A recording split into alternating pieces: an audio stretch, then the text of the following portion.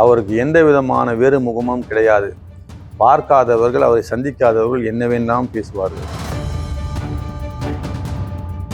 நிறைய விமர்சனங்கள் இருந்தது சமூக வலைதளங்கள்ல. பாசிட்டிவா சில பேர் பேசியிருந்தாங்க, சில பேர் நெகட்டிவா பேசியிருந்தாங்க. இறந்த பிறகு அவருடைய புகழுக்கு களங்கம் விளைவிக்க வேண்டும் என்று நினைப்பவர்கள் அரசியல் ஆதாயத்துக்காக பல மீடியாக்களிலே வைத்து தவறான தகவல்களை பேச வைக்கின்றார்கள். நேற்றே பைல்வான் ரங்கநாதனுக்கு 1 கோடி ரூபாய் டிஃபமேஷன் கேட்டும் மற்றும் கிரிமினல் டிஃபமேஷனுக்கும் நாங்கள் நோட்டீஸ் அனுப்பியிருக்கின்றோம். தலித் தலைவர்களுக்கு பாதுகாப்பு இல்லை அப்படின்ற விமர்சனங்கள்லாம் முன்வைக்கப்பட்டுச்சு. தமிழ்நாட்டினுடைய சட்டம் ஒழுங்கு நிலை எப்படி இருக்கு? இந்த படுகொலைகள் அதிகரிப்பதற்கான காரணம் என்ன பார்க்கணும்? இதில் தலையிட்ட அரசியல் புள்ளி வரை எங்கு திட்டம் தீட்டினார்கள், எங்கு இந்த கொலையை அரங்கேற்றுவதற்காக பணங்களை எங்கெல்லாம் பரிமாறினார்கள், யாரெல்லாம் இதில் இன்வால்மெண்ட் இருக்கின்றது என்பது முழு விசாரணை செய்து அவர்கள் வெறும் பட்டத்தை மட்டும் பெற்று வந்து அவர்கள் வழக்கறிஞர் என்று சொல்லிக்கொண்டு கட்ட பஞ்சாயத்து ரவுடிசம் செய்வதை ஒரு வேலையாக எடுத்துக்கொண்டிருப்பவர்கள் தான் இதிலே வழக்கறிஞர்கள்லாம் இதிலே கைது செய்யப்பட்டிருக்கின்றார்கள். திருமாவர்களுக்கும் பகுஜன் சமாஜ் கட்சிக்கும் காழ்ப்புணர்ச்சியும் விரோதமும் கிடையாது. தமிழ்நாட்டில் அரசியல் செய்யறது எவ்வளோ கஷ்டமான விஷயமா இருக்கு. ஆனந்தனுக்கு என்ன சவால்கள்? இவ்வளோ பெரிய படுகொலை நடந்தும் எஸ்சி எஸ்டி எம்எல்ஏக்களோ அல்லது எம்பிக்களோ தமிழ்நாட்டை சேர்ந்தவர்களோ யாருமே எந்த விதமான முன்னெடுப்பும் எடுக்காமல் அது பற்றி பேசவே இல்லை.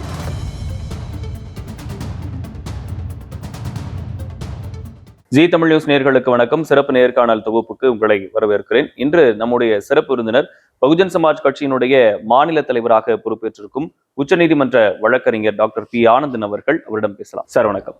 வணக்கம். நிறைய வழிகளுக்கு நடுவுல பகுஜன் சமாஜ் கட்சியினுடைய மாநில தலைவரா பொறுப்பேற்றிருக்கீங்க, அதுக்கு எங்களுடைய வாழ்த்துக்கள். வழக்கறிஞர் டு அரசியல் தலைவர், எப்படி இருக்கு இந்த பாதை? வாக்களிக்கிற அனைவருமே அரசியல்வாதிகள் தான். அதாவது புதிதாக நாம் அரசியலுக்கு வந்தோம் என்று சொல்ல முடியாது. சட்டக்கல்லூரியில் படிக்கும் போதிலிருந்தே பல நிர்வாக பொறுப்புகளை அரசியல் ரீதியாக நம்ம வகித்திருக்கின்றோம்.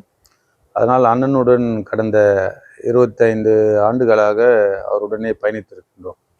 அப்படி இருக்கும்போது அரசியல் என்பது எனக்கு ஒரு புதிதான விஷயம் அல்ல. தொடர்ந்து அரசியலில் தான் இருக்கின்றோம். ஒரு பெரிய பெயின், இந்த மாதிரி ஒரு சம்பவம் நடந்திருக்கக்கூடாது. ஆம்ஸ்ட்ராங் சாருக்கு இந்த மாதிரி ஒரு விஷயம் நடந்ததை யாருமே ஏற்றுக்கல. இந்த கட்சிக்கு அவருடைய இழப்பு எவ்வளோ பெரிய இழப்பு?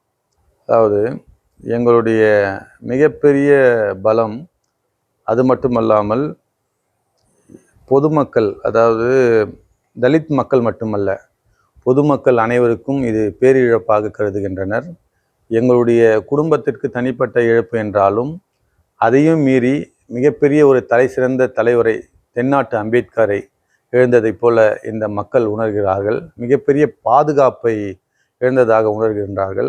அப்படிப்பட்ட ஒரு மிகப்பெரிய தலைவருடைய இழப்பு, அவர் இறந்ததுக்கு பிறகு அவருடைய என்னென்ன காரியங்களை செய்தார், எப்படியெல்லாம் பொதுமக்களிடம் அவர் ஒன்றிணைந்திருக்கின்றார், அவருடைய அன்போடு கலந்திருக்கின்றார் என்ற விவரங்கள் எல்லாம் மிகவும் அன்றைய இருந்த காலகட்டத்தில், அவர் வாழ்நாளில் இருந்த காலகட்டத்தை விட 100 மடங்கு மக்களுடைய மனதிலே அவர் பதிந்திருக்கார் என்பது சோசியல் மீடியாவிலிருந்து மற்ற செய்திகளை பார்க்கும்போது தெளிவாக தெரிகின்றது. இது மிகப்பெரிய பேரிழப்பு. இந்த பேரிழப்பு படுகொலையை நிகழ்த்தியவர்கள் மீது சரியான நடவடிக்கை எடுப்பதற்காக எங்கள் கட்சி உறுதுணையாக இருந்து பாடுபட்டு அதை உரிய தண்டனை பெற்றுத் தருவோம் என்பதை சொல்லிக் கொள்கின்றேன். மக்கள் எல்லாருமே சமத்துவமா இருக்கணும் அப்படின்றதுல ரொம்ப உறுதியா இருந்தாங்க ஆம்ஸ்ட்ராங். ஸோ நிறைய பணிகள் அவர் தொடர்ந்துகிட்டு இருந்தாரு. அதை இப்போ விட்டுட்டு போயிருக்காங்க. அவர் விட்டு சென்ற பணிகளை தொடங்கிட்டீங்களா? என்ன நிலைமையில இருக்கு? உங்களுடைய அடுத்த கட்ட பணி எப்படி இருக்கும் போது?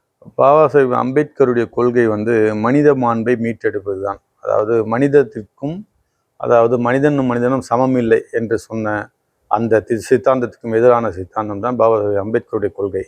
அதே சித்தாந்தத்தை கடைபிடித்து பாபா சாஹிப் அம்பேத்கரை அரசியலில் முன்னிலைப்படுத்தி அவருடைய கொள்கைகளை ஜேபி மாடல் என்று எடுத்து ஒரு அரசியல் தளத்தை ஏற்படுத்தியவர் அண்ணன் ஆம்ஸ்ட்ராங் அவர்கள்.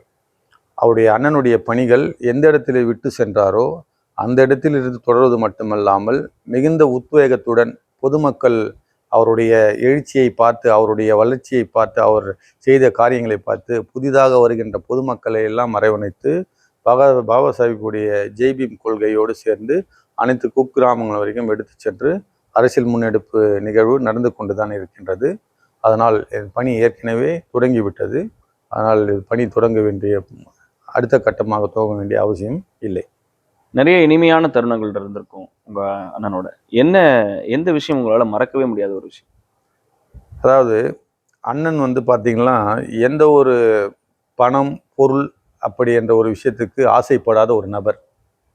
எவ்வளவு ஒரு பொருள் வந்தாலும், எவ்வளவு பிரச்சனைகள் இருந்தாலும், அதை யாருக்காவது ஒரு சின்ன ஒரு மன வருத்தம் இருக்கின்றது என்றால் பொதுவாக கோயிலுக்கு செல்வார்கள். சிலர் வந்து இந்து மதமாக இருந்தால் அவர்கள் இந்து கோயில்களுக்கு செல்வார்கள். கிறிஸ்துவர்களாக இருந்தால் அவர்கள் சர்ச்சுக்கு செல்வார்கள். இஸ்லாமியர்கள் இருந்தால் அவர்கள் மசூதிக்கு சென்று தொழுகை செய்து விட்டு வருவார்கள். ஆனால் பொதுமக்களிடையே ஒரு பிரச்சனை, இந்த பிரச்சனை தீர்க்க முடியாது, நாம் ஒரு மிகப்பெரிய ஒரு பிரச்சனைக்கு ஆளாகிவிட்டோம் என்றால் அண்ணனை பார்த்தால் சரியாகிவிடும் என்று பல பேர், மிக மிக முக்கியமான நபர்கள் கூட அண்ணனை சந்தித்து விட்டு வந்தால் அந்த பிரச்சனை முழுவதுமே தீர்ந்து விட்டதாக வெளியே வரும்போது அந்த சந்தோஷ மனநிலையிலே வெளியே வருவார்கள். அப்படிப்பட்ட பேராற்றல் மிக்க மனிதர் தான் அண்ணன் ஆம்ஸ்ட்ராங் அவர்கள். என்னுடன் நடந்த நிகழ்வுகள் என்று பார்த்தால் அண்ணன் பூவையார் அவர்கள் என்னை முதலே அண்ணனிடம் அறிமுகப்படுத்துகின்றார். அப்போது அறிமுகப்படுத்தும் தருணத்திலே அண்ணன் பூவையார் அவர்கள் சொல்லுகின்றார், இது நம்முடைய சொந்தக்காரு, நீ கூடவே வச்சுக்கணும், நீயும் எப்பவுமே வந்து அண்ணன்கிட்டேருந்து நீ வெளியே போகக்கூடாது, எப்பவுமே வந்து கூட இருக்கணும் அப்படின்னு சொல்லிட்டு ஒரு மகிழ்ச்சி தருணமாக சொல்கிறாரு. அப்போ அந்த நேரத்தில் வந்து பார்த்திங்கன்னா ஒரு கட்டாய சூழ்நிலையில் வந்து அண்ணனுடைய ஒரு மூத்த சகோதரர் அவரை வந்து பேங்க்கில் வந்து லோன் தரலன்னு சொல்லிட்டு ஒரு மேனேஜராக இருக்கார். மீரட்டில் வந்து ஒரு தீவிரவாதிகளால் வந்து சுட்டுக் கொல்லப்படுகிறார். அந்த நேரத்தில் பார்த்தீர்கள் என்றால் அண்ணனை வந்து ஒரு பொய் வழக்கில் சிறைப்படுத்தியிருக்கின்றார்கள். அந்த சிறைப்படுத்த காலகட்டத்தில் அண்ணன் பூவையார் வந்து முயற்சி செய்து இந்த இறப்பு நிகழ்வுக்கு அழைத்து வர வேண்டும் என்று முயற்சி செய்கின்றார். அவர் யாரை ஃபிக்ஸ் செய்தாரோ அந்த அட்வொகேட்டுடைய மருமகனை அன்று தாக்கிவிட்டார்கள். அதனால் நீதிமன்றம் புறக்கணிப்பு நடைபெறுகின்றது எழும்பூர் நீதிமன்றத்திலே. அதன் பிறகு பூவையார் முன்னிலையிலே நான் சென்று 2 நீதிமன்றங்களிலும் அந்த பர்மிஷன், அதாவது அண்ணன் அங்கிருந்து ஜெயிலிலிருந்து விசிட் செய்து அந்த பர்மிஷன் வாங்கி அன்று இரவே எடுத்து வந்தேன். அப்பொழுதும் அந்த தருணத்திலும் அந்த இறப்பின் முன்பே வந்து பூவையார் சொல்கிறார், தம்பி தான் எல்லாம் வந்து உள்ளே பண்ணாங்க அப்படின்னு சொல்லும்பொழுது அந்த நெகிழ்ச்சியோடு வந்து நாங்கள் அன்றைக்கி இரவு 8 போய் விட்டோம். அந்த ஒரு நிகழ்ச்சியும் பார்த்திங்கன்னா ஒரு காலத்தின் கட்டாயத்தில் வந்து ஒரு கடுமையான பிரச்சனையில் வந்து சந்தித்து அவர் வந்து இந்த விஷயத்தை நம்ம பண்ணியிருக்கின்றது அண்ணன் மனசில் ஆழ் மனசில் வந்து என்னை வந்து ஒரு மிகப்பெரிய வந்து அவருடைய மனதில் வந்து இடம் வைத்து இருக்க ஒரு பேருதவியாக இருந்தது. அது மட்டும் அல்லாமல் எந்த ஒரு விஷயம் என்றாலும் ஒரு ரகசியம் என்று ஒன்று எனக்கும் அவருக்கும் மட்டும்தான் கிடையாது. அதே போல் நான் எனக்கு ஒரு தனிப்பட்ட கொள்கை வைத்திருக்கின்றேன். யாராக இருந்தாலும் சொல்லுவதை அலசி ஆராய்ந்து அதன் பிறகுதான் நான் என்னுடைய முடிவை எடுப்பேன். ஆனால் அண்ணன் ஒரு வார்த்தை சொல்லிவிட்டார் என்றால் அந்த வார்த்தைக்கு எனக்கு மறுபேச்சு எதுவுமே இருக்காது. ஆனால் 99% என்னுடைய எந்த விஷயங்களிலும் அவர் வந்து மறுப்பு சொல்லியோ இல்லை வந்து தலையிட்டோ இதை இப்படி செய்ய வேண்டும் என்றோ எந்த பல வழக்குகள் என்னிடம் வரும்பொழுது அண்ணனை சிலர் சந்திப்பார்கள். சந்தித்து சொல்லும்போது அவர் ஒரு வழக்கறிஞர், அவர் எந்த முடிவாவது எடுப்பார். அவரிடமே சென்று நீங்கள் அது சார்ந்த விளக்கத்தை கேட்டுக்கொள்ளுங்கள் என்று சொல்லுவார். எந்த விதத்திலும் அழுத்தமே எனக்கு வந்து கொடுத்ததே கிடையாது. எனக்கு மன ஆறுதலாகவும் என்னுடைய கடைசி, அதாவது என்னை மீறிய ஒரு இயற்கை சக்தி என்றால் அது அண்ணன் தான்.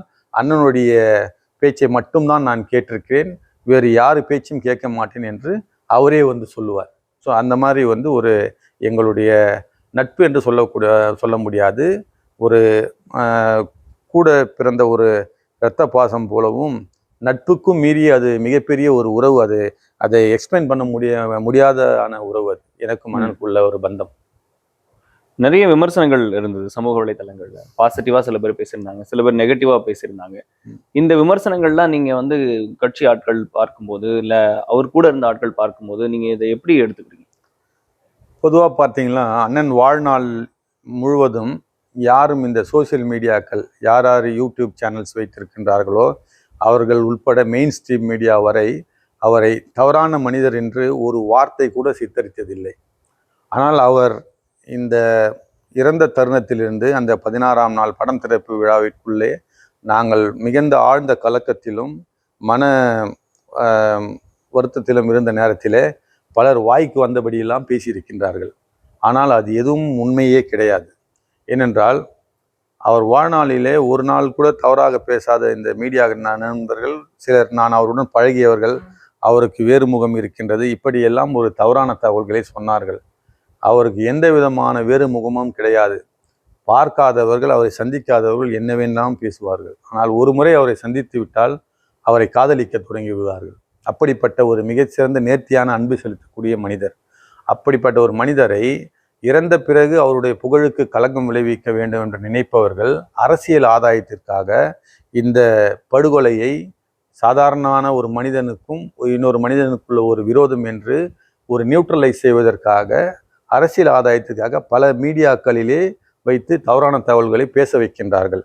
இது சம்பந்தமாக ஏற்கனவே ஒரு முறை அண்ணனை பற்றி ஒரு மீடியாவில் தவறாக பேசியதற்கு அவர்களுக்கு 6 மாதம் தண்டனை வாங்கி கொடுத்திருக்கணும் அவருடைய வாழ்நாள் காலத்திலே, கடந்த பிப்ரவரி மாதத்திலே. ஸோ அப்படி இருக்கும் பொழுது அவர், அது மட்டுமல்லாமல் அவருக்கு கன் லைசன்ஸ் வழங்கியிருக்கின்றார்கள். அப்படி வழங்கும்போது அவருடைய குற்றப்பின்னணி என்ன என்பதை விசாரித்து தான் அதை வழங்கியிருப்பார்கள். எந்தவித குற்றப்பின்னணியும் இல்லாதவர் என்பதைத்தான் அதை அனுமதித்து கன் லைசன்ஸ் 2027 வரை வழங்கியிருக்கின்றார்கள். இந்த யார் யார் இப்படி பேசினார்களோ அவர்களெல்லாம் எங்கள் வழக்கறிஞர் குழு அலசி ஆராய்ந்து அவர்களுடைய பட்டியல் தயாரித்து கொண்டிருக்கின்றோம். நேற்றே பைல்வான் ரங்கநாதனுக்கு 1 கோடி ரூபாய் டிஃபமேஷன் கேட்டும் மற்றும் கிரிமினல் டிஃபமேஷனுக்கும் நாங்கள் நோட்டீஸ் அனுப்பியிருக்கின்றோம். ஏனென்றால் அவர் பெயரை குறிப்பிடுகிறேன் என்றால், அவர் உள்பட, அவர் சினிமாக்காரர் மற்றும் அவர் பத்திரிகையாளர், அவர் உட்பட ஒரு தலித் தலைவர் எவ்வளோ பெரிய நிலையை அடைந்து எவ்வளோ மக்களிடம் ஒரு பேராற்றலை பெற்று படைத்த தலைவரை இழிவுபடுத்த நினைக்கிறார் என்றால் அவர் மீது உள்ள எல்லா மரியாதையும் நாங்கள் இழந்துவிட்டோம். அதனால் உடனடியாக அவருக்கு நேற்று வழக்கறிஞர் அறிவிப்பும் அனுப்பிவிட்டோம். மற்றவர்களுக்கெல்லாம் யார் யார் பேசியிருக்கார்களோ அந்த மீடியாக்கள் வரை நாங்கள் வழக்கறிஞர் அறிவிப்பு அனுப்பி அவர்கள் மீது வழக்கு தொடுப்பதற்கு எங்களுடைய வழக்கறிஞர் குழுவை தயார்படுத்தி விட்டோம். கண்டிப்பா. அப்ப சோசியல் மீடியால தவறான தகவல் சொல்றவங்க எல்லாமே வழக்கை சந்திக்க நேரிடும். கண்டிப்பா. அவர் அண்ணனுடைய வாழ்நாள் காலத்துல யாருமே அவரை பத்தி தவறா ஒரு வார்த்தையும் பேசுனது கிடையாது. அவர் இல்ல, அதனால நம்ம என்ன வேணா பேசிடலாம், அதனால அவரே போயிட்டாரு அப்படின்னு இருக்கும்போது அந்த ஒரு விஷயத்த அவர் இல்லைன்ற விஷயன்றது அவங்களுக்கு அது சாதகமா நினைக்கிறாங்க. அது போல 1000 ஆம்சாங்களை உருவாக்கி விட்டு சென்றவர் தான் அண்ணன் ஆம்சாங் அவர்கள். ஆகையினால் நான் மட்டும் தலைவராக இல்லை, என்னை போன்ற பல தொண்டர்கள், பல தலைவர்கள் இருக்கிறார்கள் இந்த இயக்கத்திலே. நீங்கள் பார்த்திருப்பீர்கள், அந்த இயக்கத்திலே இவ்வளோ பெரிய படுகொலை நடந்தும் அந்த ஊர்வலத்திலும் சரி, அங்கு நடைபெற்ற அந்த உடல் வைக்கப்பட்டிருந்தாலும் சரி, எந்த இடத்திலும் ஒரு சின்ன ஒரு காலி பாட்டில் கூட உடைந்திருக்காது.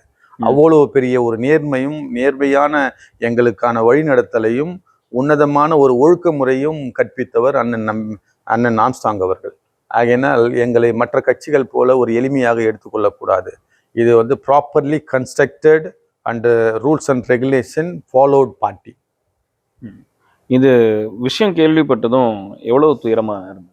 இது பொய்யா இருக்கணும்னு சொல்லிட்டு நினச்சி நான் உடனடியாக அப்போலோவுக்கு ஆம்புலன்ஸில் அழைச்சிட்டு வராங்கன்னு சொன்னோன்னே அப்போலோவுக்கு போய் பார்த்தோம். போய் பார்க்கும்போது இது எப்பவுமே யாருக்கு எந்த பிரச்சனைனாலும், யாருக்கு இது மாதிரி ஏதாவது வன்முறை தாக்குதலோ அல்லது உடல்நிலை சரியில்லை என்றாலோ உடனே அண்ணன் அப்போலோவுக்கு அவங்களுக்கு அழைச்சிட்டு போயிட்டு ட்ரீட்மெண்ட் கொடுத்துருவாரு. அவங்களுக்கெல்லாம் அவங்க சரியாகி எங்கள் கூட திரும்பி நடந்து வருவாங்க. ஸோ அது மாதிரி ஒரு நிகழ்வாக இருக்கும், இது நிகழ்வாக இருக்கணும் அப்படின்னு சொல்லிட்டு நம்ம இது வரைக்கும் கடவுளெல்லாம் வேண்டது கிடையாது. எனக்கு உள்ள என்னுடைய தந்தையின் மீது ஆணையாக இது உண்மையாக இருக்கக்கூடாது அப்படின்னு சொல்லிட்டு நினச்சிட்டு தான் போனேன். அது மிகப்பெரிய பேரிடியாக எங்களுக்கு அந்த இது அண்ணன் எங்களை விட்டு பிரிந்து விட்டார் என்ற வருத்தம் மிகவும் எங்களை ஏமாற்றத்தை அளித்து ஆழ்ந்த துன்பத்தில் ஆழ்த்தியது. நிறைய படுகொலைகள் நடக்குது தமிழ்நாட்டில். இந்த தலித் தலைவர்களுக்கு பாதுகாப்பு இல்லை அப்படின்ற விமர்சனங்கள்லாம் முன்வைக்கப்பட்டுச்சு. தமிழ்நாட்டினுடைய சட்டம் ஒழுங்கு நிலை எப்படி இருக்கு? இந்த படுகொலைகள் அதிகரிப்பதற்கான காரணம் என்ன பார்க்குறீங்க? அதாவது பொதுவாக ஒரு கொலை நடந்து விட்டால் அந்த கொலையில் தானாக முன் வந்து சரண்டர் ஆகிறார்கள் என்று சொல்கின்றார்கள். அதுக்கு பின்பு பல கட்டமான வேலைகள், பின் வேலைகள், அதாவது பின் திட்டமிடுதல் என்பது நடந்திருக்கும். உதாரணத்துக்கு இந்த 8 பேர் சரண்டர் ஆகியிருக்கார்கள் என்றால் அதற்கு முன்பே பேசி இந்த 8 பேரை நாங்கள் சரண்டர் செய்து விடுகின்றோம், வேறு யாரையும் விசாரிக்காதீர்கள், காவல்துறையில் மூலம் அவர்கள் சரண்டர் ஆகிவிட்டால் நீங்கள் கைது செய்தது போல் ஆகிவிடும், ஆகையினால் இந்த கொலை வழக்கை ஒரு சாதாரண ஒரு மனிதனுடைய கொலை வழக்கு போல முடித்து விடலாம் என்று இது பின்புலமாக இருந்த பல லேயர்களாக இருந்து திட்டம் தீட்டியிருக்கின்றார்கள். அரசியல் பின்னணி, பல ரவுடிகள், அவர்களெல்லாம் கட்ட பஞ்சாயத்து செய்து அவர்களால் மாமூல் பெறுவதை இவர் அண்ணனால் அது தடுக்கப்படுகின்றது. அதாவது தடுக்கப்படுகின்றால் மக்களை சந்திக்கும் மக்களை பிரச்சனை என்றால் அவர்கள் நீதிமன்றத்திற்கோ அல்லது வழக்கறிஞர்களிடமோ அல்லது காவல்துறையிடமோ சென்று அணுகி நீதியை பெறுவதற்கு பல வழக்கறிஞர்களை பயிற்சி வைத்திருந்தார். அப்படிப்பட்டு அனுப்பிவிடும்போது தமிழ்நாட்டில் உள்ள பல ரவுடிகள் அவர்கள் எங்காவது ஒரு பிரச்சனை என்றால், எங்காவது ஒரு தொழில் தொடங்குகிறார்கள் என்றால் அவர்களிடம் மாமூல் கேட்பது வழக்கமாக வைத்திருப்பார்கள். இல்லை என்றால் அவர்களை கொலை செய்து விடுவேன் என்று மிரட்டுவார்கள். அப்படிப்பட்ட மிரட்டுபவர்களுக்கெல்லாம் அண்ணன் இது போன்ற பாதிக்கப்பட்டவர்கள் எங்களை மிரட்டுகிறார்கள் என்று சொல்லும்போது அவர்களை சட்டப்படி நடவடிக்கை எடுத்துக்கொள்ளுங்கள் என்று காவல்துறையிடம் அனுப்பியோ அல்லது நீதிமன்றத்துக்கு அனுப்பியோ பல பாதுகாப்புகளை பெற்று தந்திருக்கின்றார். இந்த ரவுடிகள் மற்ற நபர்கள் இவர்களுக்கெல்லாம் அவர்களுடைய அண்ணனால் அவர்களுக்கு இயலாமை இருக்கின்றது. அந்த இயலாமையை வெளிப்படுத்துவதற்கு பல ரவுடிகளை ஒன்றிணைத்து அந்த ரவுடிகள் எல்லாம் சேர்ந்து பல அரசியல் புள்ளிகளும் இதில் கலந்து கொண்டு இந்த கொலை நிகழ்த்திவிட்டு இந்த 8 பேரோடு முடித்து விடலாம் என்று தவறான கணக்கு போட்டு விட்டார்கள். இது கடைசி கட்டமாக இதில் தலையிட்ட அரசியல் புள்ளி வரை எங்கு திட்டம் தீட்டினார்கள், எங்கு இந்த கொலையை அரங்கேற்றுவதற்காக பணங்களை எங்கெல்லாம் பரிமாறினார்கள், யாரெல்லாம் இதில் இன்வால்மெண்ட் இருக்கின்றது என்பது முழு விசாரணை செய்து அந்த அனைவரையும் இதில் இந்த விசாரணை வளையத்துக்குள் எடுத்து வந்து கைது செய்து தனி நீதிமன்றம் அமைத்து அவர்களுக்கு தண்டனை வாங்கி தருவதுதான் எங்களுடைய கட்சியுடைய நோக்கம். கண்டிப்பா 20 பேர் வந்து அரெஸ்ட் ஆயிருக்காங்க. ஒரு நாளும் ஒரு கதை சொல்லப்படுது. பகுஜன் சமாஜ் கட்சியிலிருந்து என்ன மாதிரியான முன்னெடுப்பு நீங்க எடுத்திருக்கீங்க? அதோடைய முழு விவரம் என்ன? இந்த வழக்கு இப்ப என்ன நிலைமையில இருக்கு? பகுஜன் ஒருவேளை சமாஜ் இது மாதிரி திட்டமிட்ட ஒரு கொலையா இருந்திருந்தா இதை உடனே மூடி மறைச்சிடலாம், அதுக்கான செயல்பாடுகள் எதுவும் நடக்குதா பின்னணியில? 8 பேரை சரண்டர் பண்ணணும் அப்படின்றது வந்து ஏற்கனவே பிளான் பண்ணது அப்படின்னா, நீங்க எல்லாரும் தொடர்ந்து வழக்கறிஞர் தொழில இருந்துகிட்டு இருக்கீங்க. உங்களுக்கு ஒரு மிகப்பெரிய கட்டமைப்பு இருக்கு எல்லா நீதிமன்றத்திலையும். இவங்கெல்லாம் அக்யூஸ்ட், இவங்கெல்லாம் அக்யூஸ்ட் இல்ல அப்படின்றது உங்களுக்கு எல்லாருக்குமே ஏற்கனவே ஓரளவு ப்ரெடிக்டபிளா இருக்கக்கூடிய ஒரு விஷயம் தான். சிசிடிவில இருக்கிற 8 பேர் இவங்க இல்ல அப்படின்றத எப்படி நீங்க ப்ரெடிக்ட் பண்றீங்க? இதுல என்ன பின்னணி இருக்கு? இல்ல, பொதுவா ஆக்சுவலா இன்னொன்னு என்னன்னா, இதோட இந்த த்ரெட் ஏற்கனவே இருந்திருக்கு அப்படின்றதுக்கான இது உங்கள யாருக்குமே இது தெரிய வரலையா? நான் ஒரு கேள்விக்கும் தனித்தனியா பதில் சொல்றேன். இப்ப நீங்க முதல்ல வந்து வழக்கறிஞர் கேள்வி கேட்டிருந்தீங்க. அதாவது அந்த வழக்கறிஞர்களாக வந்து இன்று சரண்டர் ஆகியிருக்கார்களே, அவர்களெல்லாம் எந்த நீதிமன்றத்திலும் போயிட்டு வந்து யுவர் ஆனர், மை லார்ட் அப்படின்னு சொல்லிட்டு எந்த கோர்ட்லையும் போய் ஆர்கியூ பண்ண வழக்கறிஞர்கள் கிடையாது. அவங்கெல்லாம் வழக்கறிஞர் தொழிலில் இருப்பதே வந்து வழக்கறிஞர்களுக்கு இழிவாக கருதுகின்றோம்.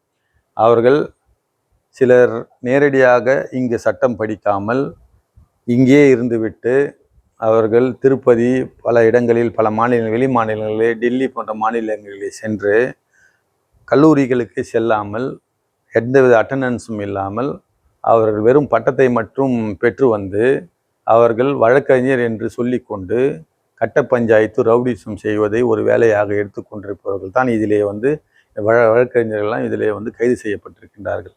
அப்படிப்பட்ட அந்த வழக்கறிஞர்கள் யார் என்று பார்த்தீர்கள் என்றால், ஒழுங்காக, அதாவது நேரடியாக நீதிமன்றம் சென்று வழக்குகளை நடத்துகின்ற எங்கள் கட்சி அணியை சேர்ந்தவர்கள் மற்றும் பல உண்மையான வழக்கறிஞர் தொழில் செய்யும் நபர்களுக்கு இது மிகப்பெரிய இழுக்காக அந்த வழக்கறிஞர் தொழிலுடைய நோபல் ப்ரொபோஷன் என்று சொல்லுவார்கள். அந்த நோபல் ப்ரொபோஷனுக்கு ஒரு இழுக்கான செயலை அவர்கள் செய்திருக்கிறார்கள். ஏனால் சட்டம் படிக்க சட்டத்தின் மீது உள்ள பற்றும் சட்டத்தின் மீது உள்ள அந்த பயம் கலந்த மரியாதையும் அனைத்து வழக்கறிஞர்களுக்கும் வரும். உண்மையாக அந்த வழக்கறிஞர்கள் சரியான முறையில் சட்டம் படித்தார்கள் என்றால் குற்ற செயல்களில் ஈடுபடுவதற்கு இது போன்ற ஒரு இழிவான ஒரு பணத்தை அதன் மூலமாக பெறுவதற்கு இவர்கள் அந்த நடவடிக்கையில் ஈடுபட்டிருக்க மாட்டார்கள். அவர்களுடைய நோக்கம் சரியான நோக்கம் அல்ல, அவர்கள் சரியான முறையில் படிக்கவில்லை என்றுதான் நான் இங்கே சொல்ல வேண்டும். நாங்கள் சில வீடியோ காட்சிகள்லாம் வந்து பார்த்துருந்தோம். நரிக்குறவின மக்கள்லாம் உங்ககிட்ட ரொம்ப அன்பா இருக்கிறாங்க. அதுக்கு என்ன காரணம்? அதாவது மறைந்த தலைவர் பூவை மூர்த்தியார் அவர்கள் பார்த்தீர்கள் என்றால், அதாவது ஒடுக்கப்பட்ட மக்கள், அதாவது யார் வந்து இந்த சமுதாயத்திலே வந்து அவர்களுக்கு ஒரு சரிசமமான ஒரு சூழ்நிலை இல்லாமல் அவர்கள் பொது பொதுமக்களுடைய தளத்திலே வந்து அவர்கள் பழக முடியாமல் இருக்கின்றதோ, அப்படிப்பட்ட மக்களிடம் மிகுந்த அன்பு கொண்டிருந்தவர் அண்ணன் பூவையார் அவர்கள். அவர்கள் சமீபத்திலே வந்து பார்த்தீங்கன்னா, அவர்கள் மரணத்திற்கு பிறகு அவர்களுக்கு ஒரு இடத்திலே ஒரு தங்கி அவர்கள் அழகான வீடுகளை கட்டி, எங்கெங்கேயோ காந்தகங்கள்லாம் எடுத்து இரும்புகள் எல்லாம் பொறுக்கி வந்து அதன் மூலம் தோல் செய்து சில வீடுகளை எல்லாம் கட்டியிருக்கின்றார்கள். அந்த வீடுகளை ஒரு ரியல் எஸ்டேட் செய்யும் நபர் அவர் அந்த வீடுகளை அபகரிக்க வந்து வெளிநாட்டிலிருந்து போலி ஆவணங்களை வாங்கி வந்து அவர் அதுக்கு உரிமையாளர் போல சித்தரித்து அந்த மக்களை ஏமாற்றி பேசும்போது, ஜெயா என்ற ஒரு நரிக்குறவரின தலைவர் இருக்கிறார்கள். அவருடன் சேர்ந்து அண்ணன் பூவையார் அவர்களை சென்று சந்தித்த பொழுது, அந்த நபருக்கு வேறொரு இடத்திலே ஒரு இடத்தை அதை பெற்று தந்து, இந்த இடத்திலே வந்து அந்த நரிக்குறவர் மக்கள் வாழ்வதை நீங்கள் எந்த விதமாக வந்து தொந்தரவும் செய்யக்கூடாது என்று உத்தரவாதம் பெற்று சென்றார். அண்ணன் பூவையார் இறந்த பிறகு அந்த மக்களை ஏமாற்றி அவர்கள் கட்டியிருந்த வீடுகள் எல்லாம் இடித்துவிட்டு அவர்களை ஜெயில் போடு ஒரு பின்னாடியில் இருக்க ஒரு காம்பவுண்டுக்குள் தள்ளிவிட்டு இந்த இடத்தை அபகரிக்க முயற்சி செய்கின்றார்கள். அந்த சூழ்நிலையை அண்ணன் நாம்சாங் அவர்களும் என்னுடைய வழக்கறிஞர் பணியின் மூலமாக நீதிமன்றத்திலே வழக்கு தொடுத்து அந்த முயற்சிகளை தடுத்து வருவதனால் பல விதங்களிலே அவர்கள் எங்கள் மீது விரோத மனப்பான்மை கூட கொண்டிருக்கலாம். ஏன்னா ரியல் எஸ்டேட் அதிபர்கள் பணம் அதிகமாக வைத்திருப்பவர்கள், அதனால் அவர்கள் அதிக லாபம் அடைய வேண்டியதை நாங்கள் கெடுத்திருப்போம் அப்படி என்று கூட நினைத்திருக்கலாம். ஆனால் அந்த இரு நபர்கள் அந்த ரியல் எஸ்டேட் செய்பவர்களுடைய அந்த எதிர்ப்பை எல்லாம் நாங்கள் பெரிதாக எடுத்துக்கொள்வதில்லை. அங்கு இருக்கின்ற ஒரு 500 மக்களுக்கு மேலே இருக்கின்ற அந்த நபர்கள் அவர்களுடைய வாழ்வாதாரத்தை நாங்கள் மீட்டு கொடுத்தோமே என்ற ஒரு எங்களுடைய சந்தோஷ மனப்பான்மை இருக்கின்றது. அவர்கள் எப்போது வந்தாலும், நான் அவர்களை எப்போது பார்த்தாலும் அவர்களோடு ஒன்றோடு ஒன்றாக இணைந்து நாங்கள் எந்த விதத்திலும் வந்து எந்த ஒரு நிகழ்ச்சியாக இருந்தாலும் எந்த ஒரு பிரச்சனையாக இருந்தாலும் அவர்களுடன் கலந்து ஆலோசித்து அன்பை பரிமாறிக்கொள்வோம். எங்கள் அண்ணன் ஆம்சாங் அவர்கள் கூட சொல்லும் பொழுது, ஒரு இடத்திலே சென்று அவர்களுடன் நாங்கள் சரிசமமாக சாப்பிட்டோம் அப்படி என்று பல முற்போக்குவாதிகள் கூட பேசியிருப்பார்கள் என்று சொல்லியிருப்பார். அப்படி சரிசமமாக ஒரு மனிதனோடு மனிதன் வந்து சரிசமமாக அமர்ந்து சாப்பிடுவதை ஒரு செய்தியாக சொல்லுகின்ற முற்போக்குவாதி அந்த இடத்தில் அவர் ஜாதி பார்க்கின்றார் என்று அர்த்தம். அதே ஒரு பன்றியுடனோ அல்லது ஒரு கன்றுக்குட்டியுடனோ அல்லது ஒரு நாயுடனோ வந்து அவர் அமர்ந்து சாப்பிட்டு இருந்தால் அது ஒரு செய்தியாக வெளியே வந்து நானெல்லாம் நாயுடன் பன்றியுடன் சாப்பிட்டேன் என்று அது ஒரு செய்தியாக சொல்லலாம். மனிதனும் ஒன்றாக அமர்ந்து சாப்பிட்டு விட்டு நாங்கள் சமபந்தி விருந்து சாப்பிட்டோம் என்று சொல்பவர்களின் ஆழ்மனதில் ஜாதி இருக்கின்றது என்று எங்கள் தலைவர் சொல்லியிருப்பார். எங்களுக்கு மனிதனும் சமம், மனித மாண்பை மீட்டெடுப்பது என்பதுதான் எங்களோட கொள்கை. அவர்கள் எவ்வளவு பேர் படித்திருக்கார்கள், இன்று அவர்கள் படித்து முன்னேறி பல பேர் அவர்களுக்கு வகுப்புகளை அவர்களே நடத்துகின்றார்கள். அப்படிப்பட்ட ஒரு கீழே இருந்த இனம் மேலே வருகின்றது, ஒரு சமதளத்துக்கு வருகின்றால் நாங்கள் எந்த தியாகத்தையும் செய்ய தயாராக இருக்கிறோம். அந்த மக்களும் எங்களுடன் மிகவும் அன்பாக இருக்கின்றார்கள். ஆம்ஸ்ட்ராங்கோட தீவிர ஆதரவாளர் பா. ரஞ்சித் அவர் திருமாவளவனுக்கு எதிராக பேசுறாரு அப்படின்னு சில விஷயங்கள் சொல்லப்பட்டுச்சு. பகுஜன் சமாஜ் கட்சியும் திருமாவளவனுக்கு எதிராக இருக்காங்க அப்படின்னு பேசப்படுது. இதனுடைய உண்மை என்ன? பகுஜன் சமாஜ் கட்சி எப்போதுமே வந்து தலைவர் திருமா அவர்களுக்கு எதிராக இருந்ததில்லை. தனிப்பட்ட முறையிலே எங்கள் தலைவரான நாம்சாங் அவர்கள் மிகுந்த நெருக்கமான நட்பை அவருடன் பாராட்டி வந்தார்.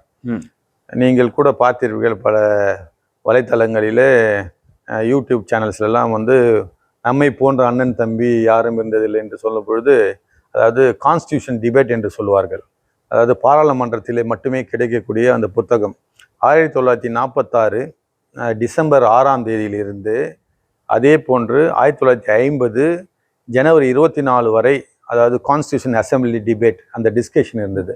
அந்த டிஸ்கஷன் புத்தகத்தை ஒரு பச்சை நிற கலரில் இருக்கும் 5 புத்தகத்தை அண்ணன் திருமா அவர்களுடைய பிறந்த நாளிலே அண்ணன் ஆம்சாங் அவர்கள் அவருக்கு வழங்கி அவர் அன்பை தெரிவித்தார்.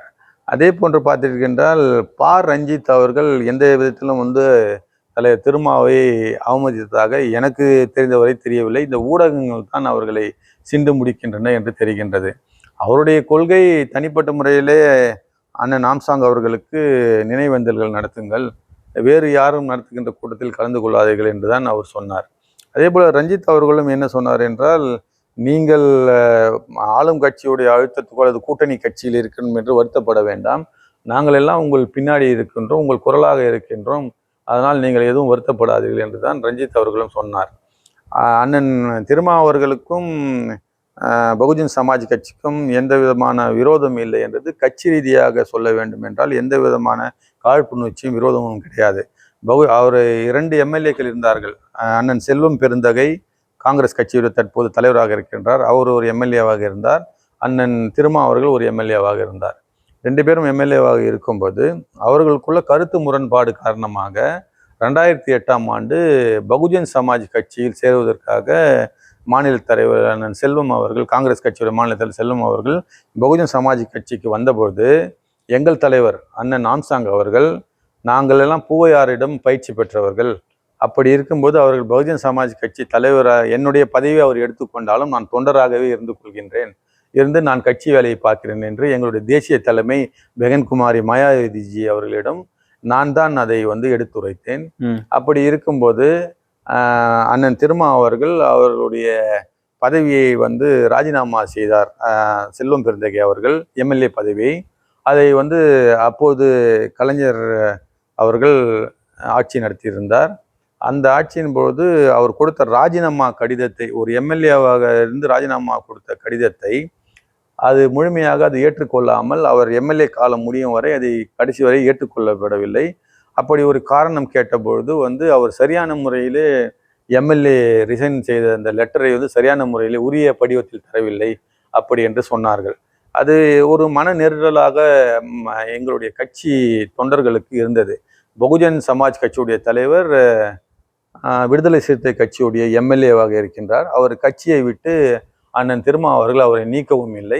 அவர் 2 பதவிகளை வகித்து கொண்டு இந்த கட்சியுடைய முன்னேற்றத்துக்கு ஒரு தடையாக இருந்தார் என்று எங்கள் கட்சி தொண்டர்கள் மனதிலே ஒரு கருத்து இருக்கின்றது. ஆம்ஸ்ட்ராங் அவருடைய மனைவி பொற்கொடிக்கும் கட்சி பதவி வழங்கப்பட்டிருக்கு. அவங்க எப்படி இருக்கிறாங்க? கட்சி பணிகளில் செயல்பட ஆரம்பிச்சிட்டாங்களா? அந்நியார் ஆழ்ந்த வருத்தத்தில் இன்னும் மீளவில்லை.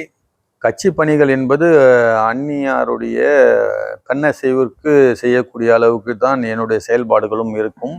ஏனென்றால் இப்போது அண்ணன் விட்டு சென்ற பணி என்பது அண்ணனுடைய பணிகளை நான் தொடர்ந்து செய்கிறேன் என்பதை அவர்கள் கோஆர்டினேட் செய்து தான் வருகின்றார்கள். வெளிப்படையாக இன்னும் பொதுமக்களிடம் அரசு செய்கின்ற மனநிலையில் தற்போது இல்லை. தமிழ்நாட்டில் அரசியல் செய்கிறது எவ்வளோ கஷ்டமான விஷயமா இருக்கு? ஆனந்தனுக்கு என்ன சவால்கள் இருக்கு? தமிழ்நாட்டில் அரசியல் செய்கிறது பார்த்தீங்கன்னா ரொம்ப கஷ்டமான விஷயம்லாம் ஒன்றும் கிடையாது. பொதுமக்களை மிகப்பெரிய கட்சிகள், ஏற்கனவே ஆட்சியில் இருந்த ஆண்ட கட்சிகள், தற்போதிலிருந்து மற்ற கட்சிகள் எல்லாம் குறிப்பிட்ட தலித் மக்களை ஏமாற்றி வருகின்றார்கள். என்றால் அவர்களுடைய வாக்குகளை மட்டும் சரியாக பெற்றுக்கொள்வார்கள்.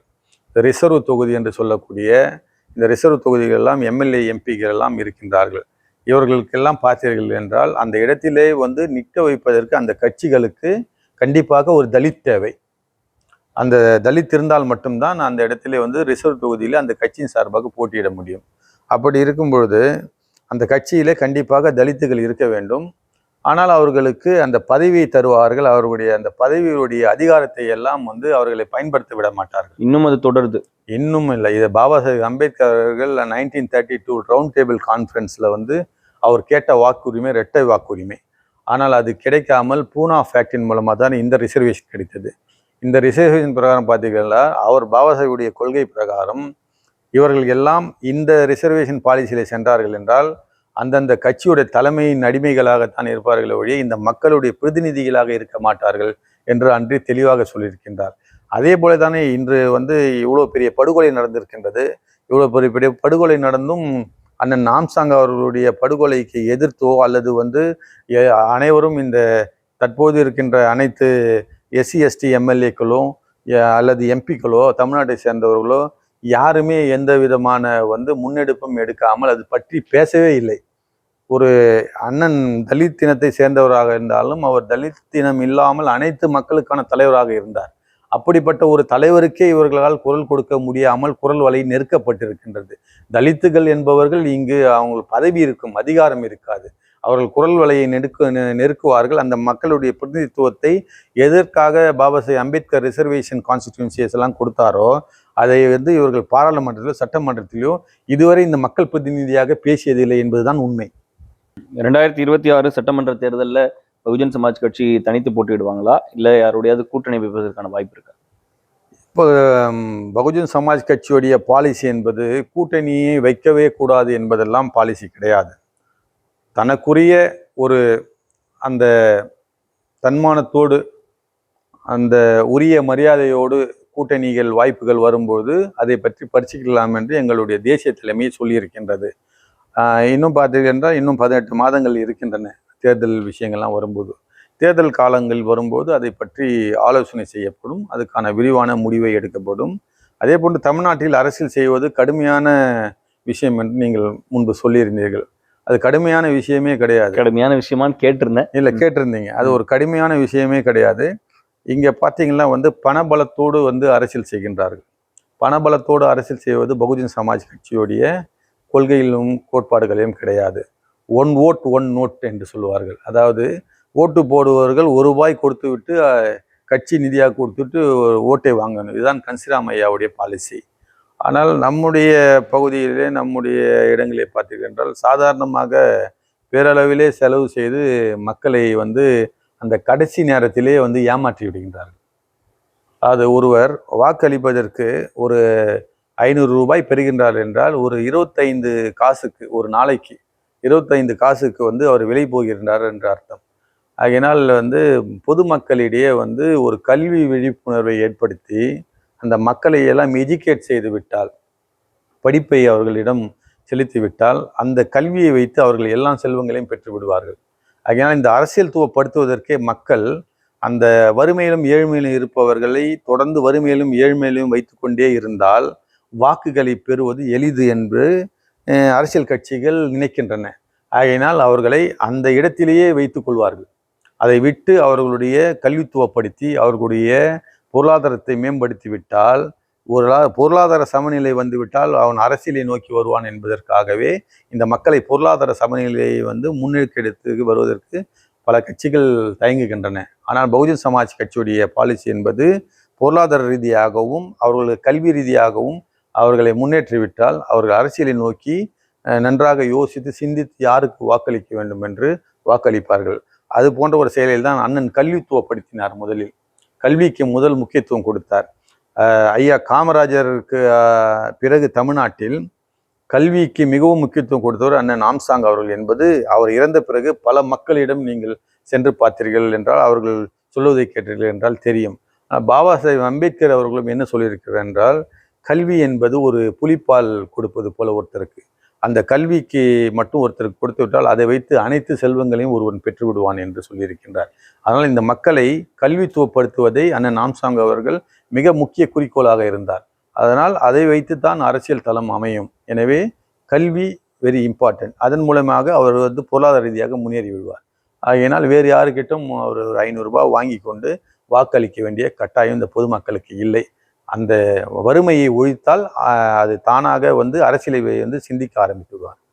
கண்டிப்பா சார். எங்களோடு இணைந்து நிறைய கேள்விகளுக்கு உங்களுடைய கருத்துக்களை பகிர்ந்திருக்கீங்க. உங்களுடைய தலைமை சிறக்க வாழ்த்துக்கள். நன்றி சார்.